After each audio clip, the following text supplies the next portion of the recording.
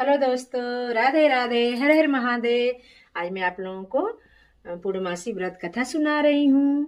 पसंद आए तो लाइक कीजिए, सब्सक्राइब कीजिए। आज मेरा पूर्णमासी का व्रत भी है। अर्थ पूर्णमासी व्रत कथा। द्वापर युग में एक समय की बात है कि यशोदा जी ने श्री कृष्ण से कहा, हे श्री कृष्ण, तुम सारे संसार के उपनत करता, पोषण तथा उसके संहारक करता हो। आज कोई ऐसा व्रत मुझसे कहो जिसके करने से मृत्यु लोक में स्त्रियों को विधवा होने का भय न रहे तथा यह व्रत सभी मनुष्यों की मनोकामनाएं पूर्ण करने वाला हो। श्री कृष्ण कहने लगे, हे माता, तुमने अति सुंदर प्रश्न किया है। मैं तुमसे ऐसे ही व्रत को सविस्तार कहता हूँ। सौभाग्य की प्राप्ति के लिए स्त्रियों की द्वादश अर्थात 32 पूर्णमासियों का व्रत करना चाहिए। इस व्रत के करने से स्त्रियों को सौभाग्य संपत्ति मिलती है। यह व्रत अचल सौभाग्य देने वाला एवं भगवान शंकर के प्रति मनुष्य मात्र की भक्ति को बढ़ाने वाला है। यशोदा जी कहने लगी, हे कृष्ण, सर्वप्रथम इस व्रत को मृत्युलोक में किसने किया था, इसके विषय में विस्तार पूर्वक मुझसे कहो।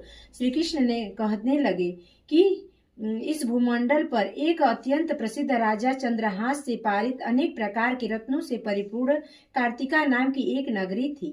वहां पर धनेश्वर नाम का एक ब्राह्मण था और उसकी स्त्री अति सुशील रूपवती थी। दोनों ही उस नगरी में बड़े प्रेम के साथ रहते थे। घर में धन धान्य की आदि की कमी नहीं थी। उसको एक बड़ा दुख था कि उसके कोई संतान नहीं थी। इस दुख से वह अत्यंत दुखी रहने लगा। एक समय एक बड़ा तपस्वी योगी उस नगरी में आ गया। वह योगी उस ब्राह्मण के घर को छोड़कर अन्य सब घरों की भिक्षा लाकर भोजन किया करता था। रूपवती से वह भिक्षा नहीं लिया करता था।